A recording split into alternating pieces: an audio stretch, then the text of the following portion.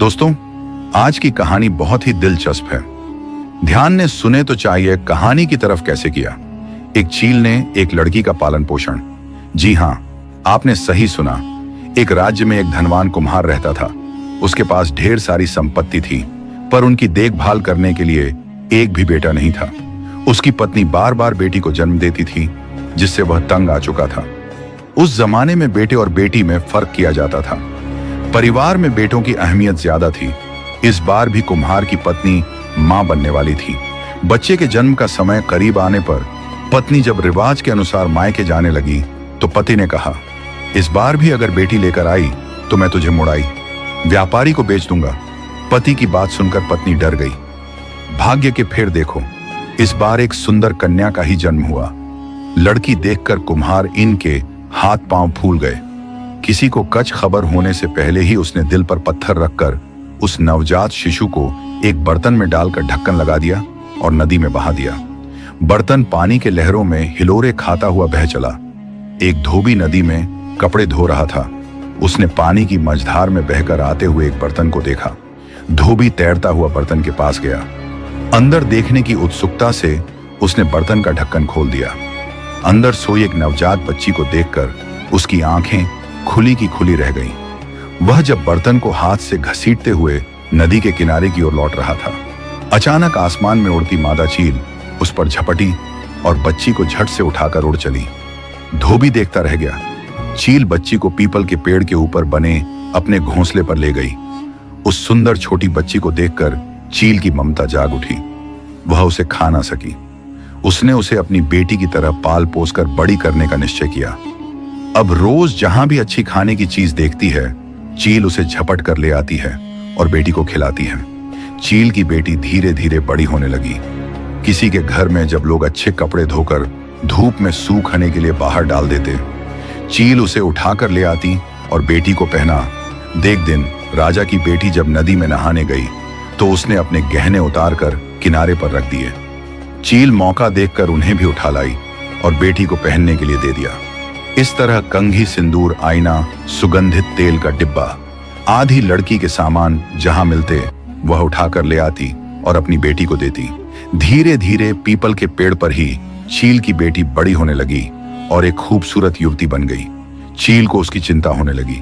चील ने एक दिन अपनी बेटी से कहा, तू अब बड़ी हो गई है, मैं तुझे छोड़कर रोज दूर चली जाती हूँ। तुझे कोई नुकसान पहुंचाए यह चिंता मुझे खाए जाती है।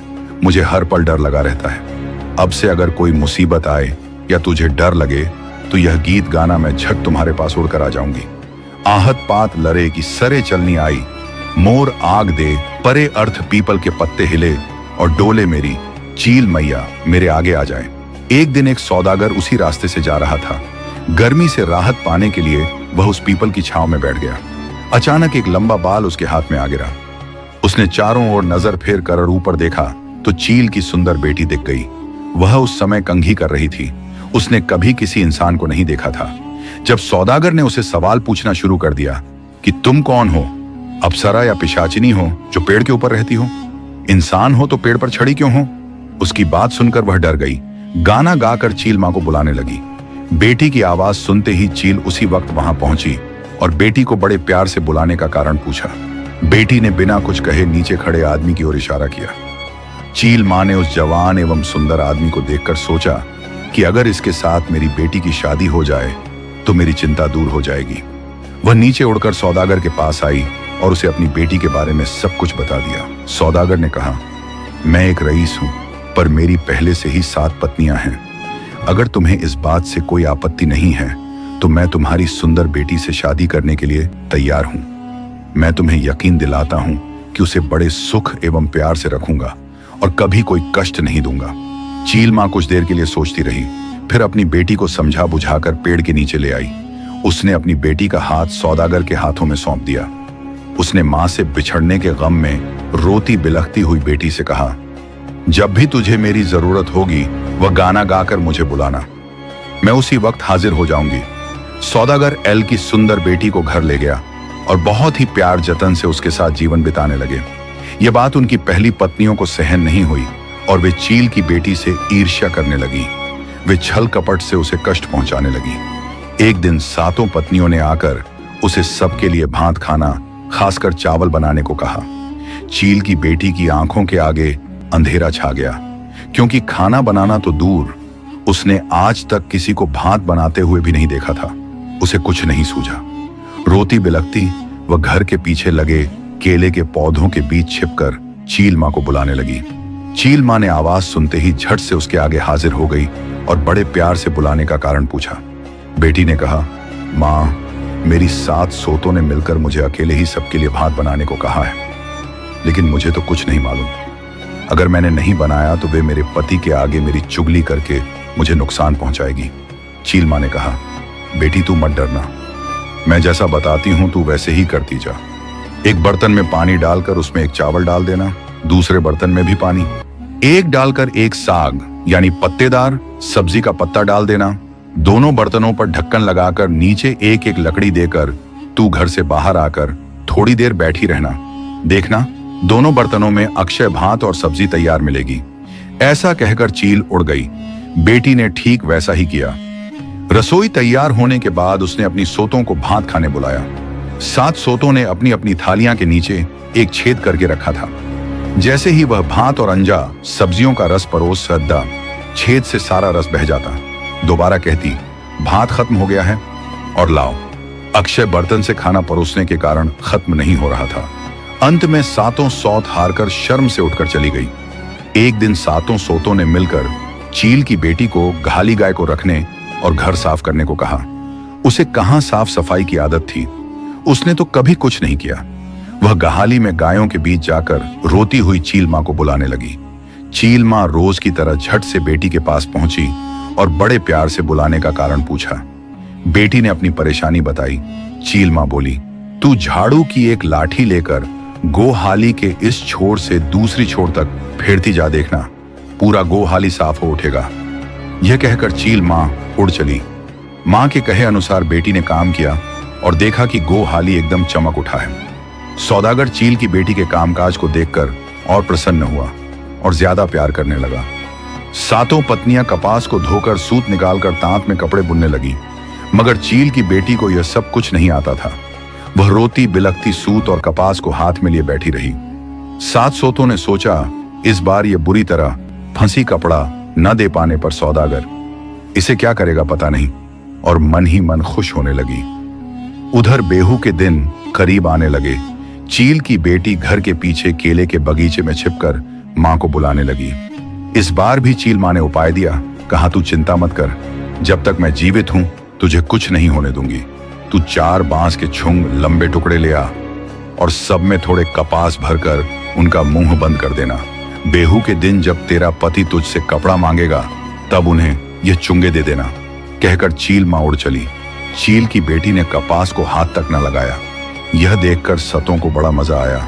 बिहू के दिन पति के पैरों को छूकर प्रणाम करके एक एक कर 7 पत्नियों ने उन्हें सुंदर कपड़े दिए और बदले में पति का प्रेम और आशीर्वाद पाया। चील की बेटी ने 4 चुंगे उनके हाथ में थमा दिए। कपड़ों के बदले चुंगे को देखकर 7 पत्नियां ठाके मारकर हंसने लगी। सौदागर को भी गुस्सा आया, कहने लगा, ये सब क्या है? तेरे बुने हुए कपड़े कहां हैं? उसने छोटी पत्नी को फटकार लगाई। चील की बेटी ने विनम्रता से कहा, इन्हें खोल कर देखिए। जैसे ही सौदागर ने बांस के छुंग का ढक्कन खोला, एक से बढ़कर एक सुंदर कपड़े निकल आए। महीन बुनाई देखकर वह अपनी छोटी पत्नी पर और ज्यादा मोहित हो गया। उसने वही कपड़े पहने और बेहू का उत्सव धूमधाम से मनाया। धीरे धीरे 7 पत्नियों को पता चला कि एक मादा चील आकर उसे सब कुछ सिखा जाती है। 7 पत्नियों ने चुपके से वह गाना भी सीख लिया और एक दिन धोखे से चील को बुलाकर डंडे से पीट पीट कर उसे मार डाला।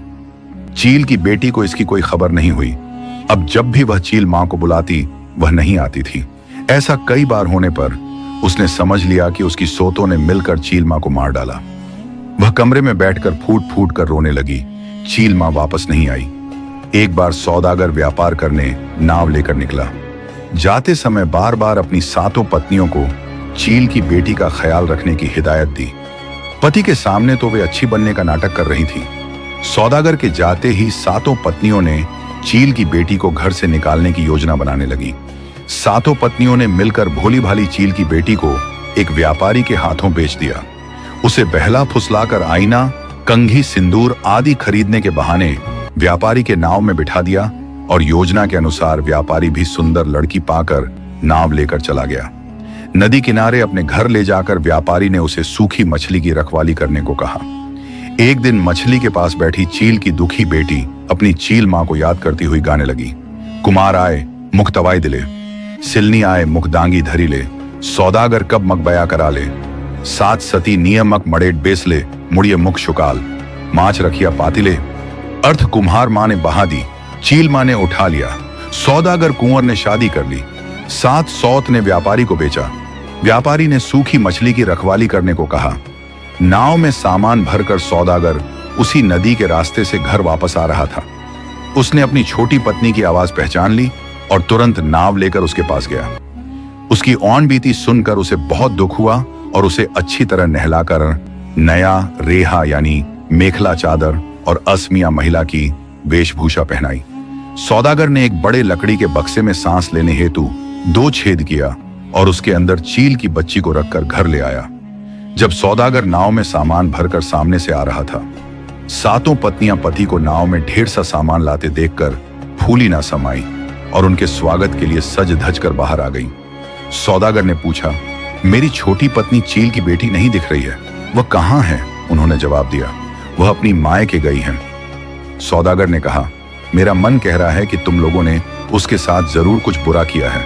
कौन सच कह रहा है और कौन झूठ अभी पता चल जाएगा।